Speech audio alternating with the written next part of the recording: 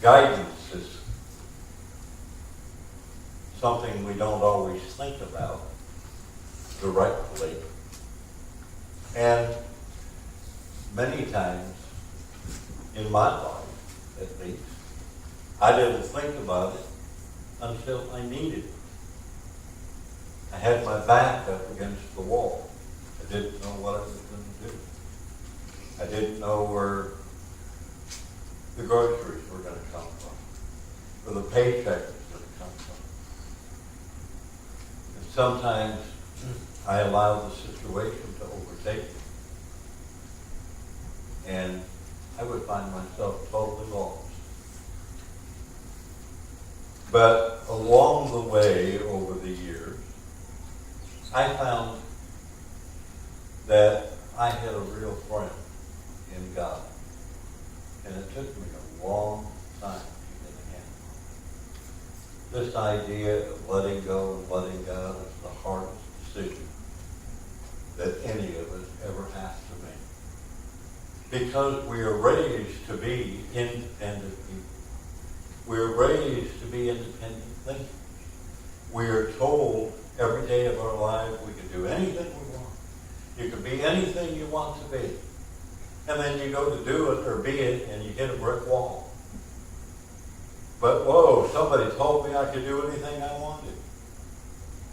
You can, but you have to prepare for it. You have to prepare for the things you want to do. And preparation sometimes means taking a little time to stop and think and listen and pay attention to what's going on around us. Just because we want to do something doesn't mean it's always the right thing to do. Sometimes we can speed into a situation and not realize at all that maybe we should be going in a different direction. Now, guidance is something that we can get. As I told the young children, it can come from moms and dads, it can come from teachers, it can come from brothers and sisters and friends, in church or out of church. Guidance is all around us. But sometimes we just don't take the time to recognize it or even ask for it. Some people don't ask for guidance because they think they've done something so bad that there's no way God is going to listen to them. That's such a wrong way to look at things. There is nothing that you can do that God cannot forgive you for. There is no question that you could ask that God does not have the answer for. Jesus said that we should pray, and he gave us an example in the Lord's Prayer. And it begins, Our Father, which art in heaven. Jesus also said that the kingdom of heaven is within. So we don't need to go very far to communicate with God. When we recognize the fact that God is a part of the very being that we are, he's there all the time. Sometimes maybe we wish he wasn't, but he is. And he's there when the times are good and you're successful and you're happy. And he's there when times are difficult and you're sick or you just can't figure things out. God is there. The other one thing that's important to know about guidance, we have to be willing to receive the guidance.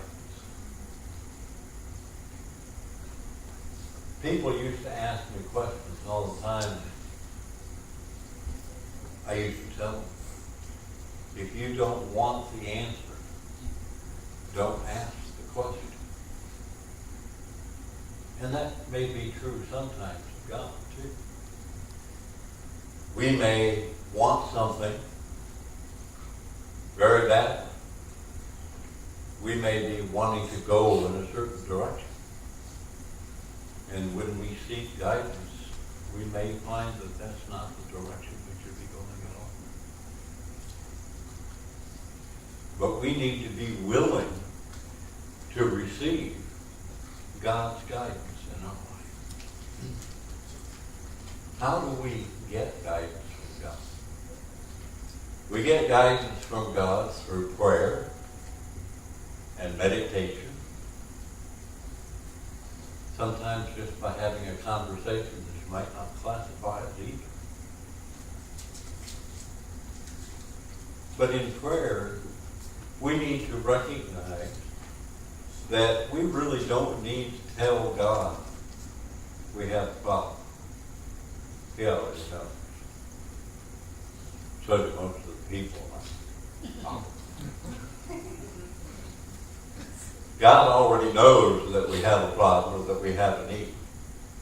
So when we pray to God, we verbalize our ideas or the emotions that are going on in our mind. It's mostly for our benefit. Because sometimes we haven't paid attention to what's going on. Until we verbalize it and lay it out or write it out on a piece of paper, we may not fully recognize what's going on. We may not really know the question that we need answered. We may not recognize the answer when it comes.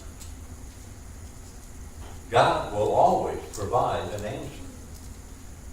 And if we are attuned to His love and grace, the answer will probably be pretty clear. But some of us are pretty stuck.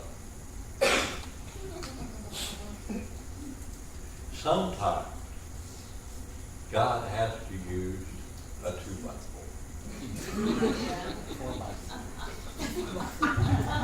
Or a whole car. We may ask the same question a dozen times in a dozen different ways. And we just don't recognize that God has given us the answer. We just weren't paying attention. It reminds me of the old story of a man who's stranded on top of his house in a flood. And the fire crew comes along in a boat and says, "Can we help you, sir?" And he says, No, God is going to take care of me. Pretty soon another boat comes by and says, "Can we help you, sir? Let us take you to safety." He says, "No, that's okay. God is going to help me."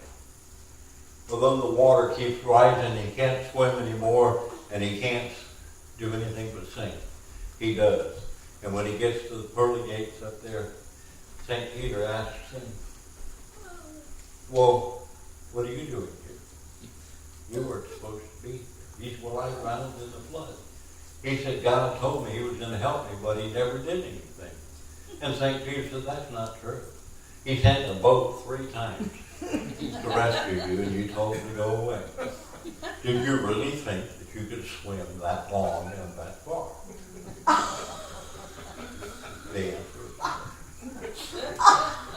So we don't always pay attention to the answers when we get them. Or we're just plain stubborn and we don't want the answer. We like the misery that we're in. And you've heard the story, misery likes company. Sometimes we're that way. We just soon everybody join us in our misery rather than figure out what's going on and get the right answer to the question. But God is always there. God is always willing to give you the answer to the question you ask. You need to be always willing to hear the answer when he gives it. And sometimes the answer doesn't come in ways that we expect. Sometimes it's in the smile of another person. Sometimes it's in the grace that someone shows us when we make a mistake. Sometimes it's in the grace we show others when they make a mistake. So we need to look at guidance for what it really is and recognize the fact that it's always there. Just because we are nervous, just because we might be having a hard time believing, doesn't make it any less true. God is there for you. God is there in you. God is there to give you the guidance you need for whatever the problem that you face. I know a couple of people who spend a lot of time falling apart at the seams. And they would just cry and wail, "Oh God, can't you take care of this for me? God, help me do this. God, help me do that." And sometimes I just have to look at them and say, "It doesn't get a lot further with God if you learn not to offend his ears." God is there every single day, in every single problem, in every single relationship. All we have to do is listen. And of course, it's nice to say thank you. There's nothing wrong with asking for help when you need it. If you can't figure it out, somebody else around you certainly can. Sometimes we become so self-centered that we think we're special and set aside from the rest of the world. Well, I can assure you of one thing. There is somebody else in the world that's had exactly the same problem that you're facing.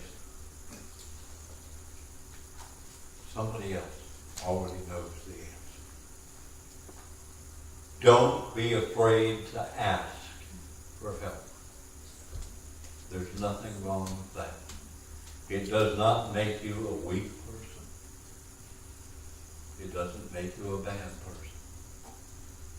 It makes you a smart person when you ask God for help. He knows the answer, and he's more than willing to share it with you. Jesus said, "I am with you always, even unto the ends of the earth." He is. So why not take advantage of the situation?